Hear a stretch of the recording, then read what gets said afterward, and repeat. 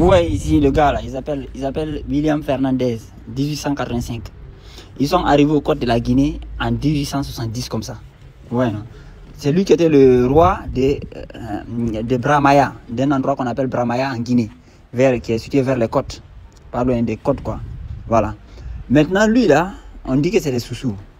Et Bramaya là, c'est de là-bas que vient l'ancien président guinéen qui s'appelait Lansana Conté. Il est même enterré là-bas.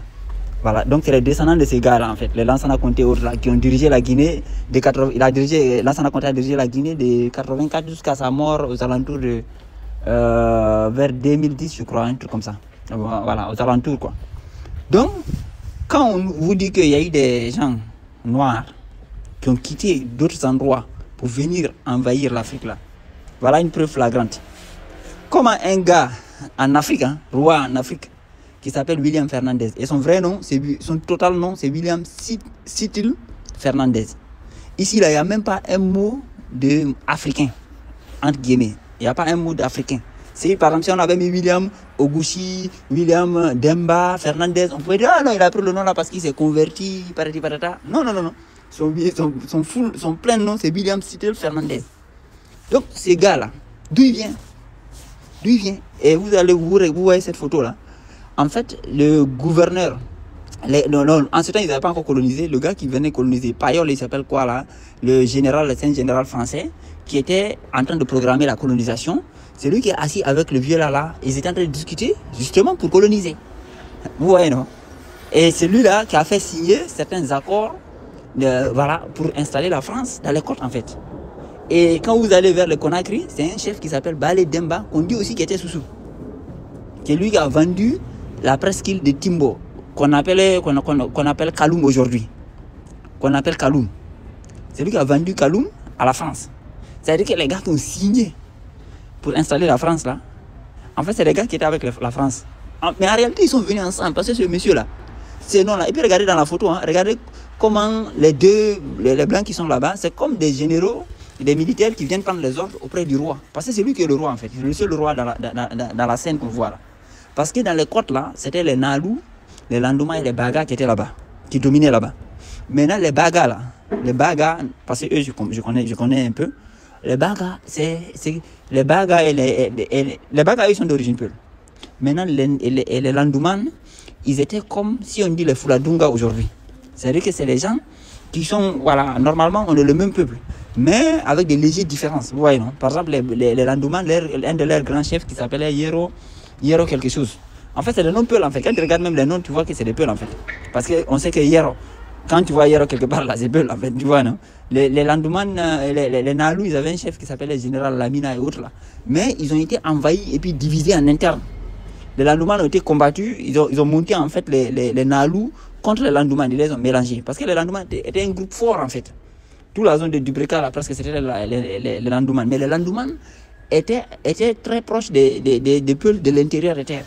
Et puis vous voyez sur cette carte là, quand vous regardez, vous voyez de l'intérieur, à l'intérieur de Mifoula ou bien Fouta.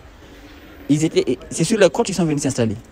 Et ce gars là, en 1870, il règne là-bas depuis 1870. Ils ne nous disent pas ils n'ont qu'à nous montrer alors qu'elle était le roi avant lui.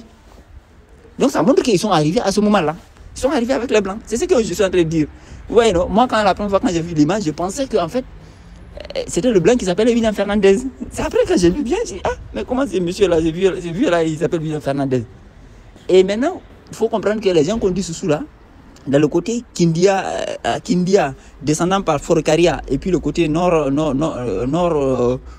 de Sierra Leone, c'était eux aussi qui étaient là-bas. Et les gars de Kindia, ils étaient alliés à la France et un peu à l'Angleterre pour combattre le Fouta. Oui, oui. Mais eux, ils étaient en plus en mode, pas dans le côté frontal. Parce qu'en fait, c'était des stratégies politiques. Mais les gars qui nous ont attaqués frontalement, là, c'est les Blancs, leur armée était à Sigiri, installée à Sigiri et à Sankaran. Sankaran qu'on appelle aujourd'hui Farana. Et les gens qui se disent aujourd'hui Dialunké qui sont à Farana, là, en réalité, c'est des gens venus. C'est des gens venus, mais ils ont trouvé là-bas les vrais gens qu'on dit Dialou, les vrais Dialunké en fait. Les vrais Dialunké là, c'est qui? C'est des peuples qui avaient fui pour s'installer là-bas. Tout comme les Bagas étaient sortis de Pita, en plein cœur de Fouta Djalon pour aller s'installer aux côtes. Vous voyez, non? Maintenant, les gars là, quand ils viennent, ils se mélangent à un petit groupe Peul. Et puis maintenant, une fois qu'ils sont bien installés, ils se lancent dans la bataille. Et voilà le roi qui est venu, et ils ont commencé à régner là-bas à partir de 1870.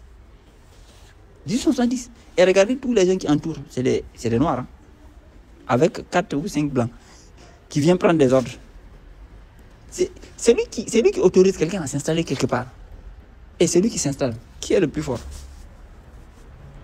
C'est les gars là qui ont accueilli, et ils ont effacé complètement la trace des Baga. Vous voyez, non? Sékou Touré avait interdit aux Baga la manifestation culturelle sous prétexte de communisme. Vous voyez, non? Parce qu'il voulait effacer l'histoire. Voilà, casser leur connexion au Fouta. Parce que, en fait, quand on regarde, on voit évidemment que c'était la même culture jusqu'à là-bas. On a l'île de Timbo, on a le capitaine Tomba, qu'on avait capturé et puis amené en Jamaïque, le capitaine Tomba. On a Bokeh, et tout le nord là, c'est la langue poulard en fait. Ouais. Donc ce gars là, allez taper ça c'est pas caché en fait. C'est juste que les gens font pas attention. Bramaya, le roi de Bramaya, la dynastie Fernandez qui règne là-bas. Et puis ils nous disent que non, c'est parce qu'il est d'origine lusophone, des gens qui parlent portugais, ça veut dire qu'il est du côté de Guinée-Bissau. Ça c'est faux. Parce que le William là, ça c'est pas un nom portugais. Le William c'est pas un nom portugais. Le Sitel, c'est pas un nom portugais. Voilà. Et les Portugais, en fait, on voit même pas les traces dans le côté Guinée, en fait. Parce que c'était dans le côté Guinée-Bissau. Mais ils ont caché que le fait que, en ces gens-là, c'était les Anglo-Allemands. C'était les Anglo-Allemands. Parce que Sangaredi était sous le protectorat de l'Allemagne. Mais on nous cache qu'il y avait des puissances comme ça impliquées dans la colonisation. Voilà. Il y avait les Belges aussi qui étaient là.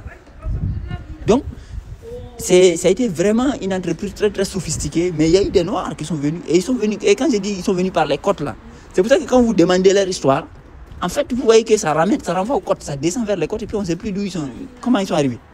Mais vous voyez pas les traces avant l'arrivée des Blancs, parce qu'ils sont arrivés ensemble en fait. Et ils avaient les noms, même noms que les Blancs à la base. Beaucoup de noms, c'est pour ça que quand j'ai dit les Malékés de Guinée, tous les noms qu'ils ont là sont d'origine Peul là. C'est vrai. Parce que les gars là, quand ils sont venus, et les Blancs, ils avaient les mêmes noms en fait. Ils avaient les mêmes noms. Donc, aujourd'hui, les gens qu'on dit Soussou, la plupart c'est des Baga en fait, et des Nalou, et des Landouman qui sont réclassifiés, qui parlent la langue là, Soussou, qu'on a réclassifié Soussou. Mais les vrais, c'est-à-dire que les gens qui sont venus, c'est comme quand je parle de Hausa, les gens qui sont venus réellement là, voilà, c'est les gens là. Vous voyez les noms qu'ils avaient. Mais quand ils ont pris le contrôle, parce que les Baga par exemple, ils étaient sous le contrôle direct même de la France. Voilà. Et leur langue a disparu. Donc c'est pour ça que quand vous parlez même, vous entendez parfois sur des reportages sur Conakry, ou même vous parlez à des gars de Conakry, des gars qu'on dit Soussou, la plupart vous disent non, ma mère ou même ma grand-mère était Baga. C'est comme ce qu'on voit aux Antilles là. On dit qu'il y a plus d'Indiens d'Amérique. Mais quand vous parlez avec un Antillais, moi j'ai rencontré plusieurs, dès que vous parlez avec eux, ils disent non, ma grand-mère était Arawak, ma grand-mère était indienne, ou même mon arrière-grand-mère, ou même mon père. Vous voyez non? Bizarrement on dit qu'ils ont disparu, mais tous les gens qui sont présents aujourd'hui, ils ont une filiation avec eux. Eh bien les Bagas là, à Conakry c'est pareil. Les gars vous disent qu'il n'y a que des Soussous, c'est comme si les autres ont disparu. Aujourd'hui vous n'entendez plus parler de Nalou, vous n'entendez plus parler de Landouman, et pourtant avant c'était des grands groupes en fait. C'était des grands groupes. Voilà. Mais on n'entend plus parler d'eux. Parce que Dina Salif, lui, c'était dans le groupe Nalou. Mais une fois qu'ils ont trahi Dina Salif, ils l'ont trahi. Après, ils ont créé une sorte de confusion entre les Nalou et les Landouman. Ils ont pris le contrôle. Et quand l'indépendance, ils ont commencé la colonisation, Sékou Touré a effacé leur histoire complètement. Et puis, vous voyez vers le Togo, le Bénin, là, vous voyez, non, jusqu'au Gabon, au Congo, il y a des gens, au Nigeria aussi, il y a beaucoup de Noirs qui ont des noms européens. Mais la version officielle veut que, en fait, c'est durant la colonisation, on les a convertis, donc on les a changés de nom. Mais bizarrement, il y en a beaucoup de gens, en fait, ils n'ont aucun nom à connotation qu'on dit, entre guillemets, africain. Il y en a beaucoup, en fait. Vers le sud du Bénin, sud du Togo, sud du Nigeria, vous voyez, non? Jusqu'à vers le Gabon, là, jusqu'à dans certains endroits en Afrique, là, il y a beaucoup de Noirs. En fait, ils ont que des noms à connotation européenne. Mais quand vous parlez, quand vous remarquez ça, vous dites non, c'est quand on était colonisé, c'est comme cela que ça s'est arrivé. Vous voyez, non? Mais en fait, moi, je soupçonne que c'est certains descendants des gars qui sont venus, ils n'ont pas eu cette stratégie de changer le nom, comme le William Fernandez ici, là. Voilà.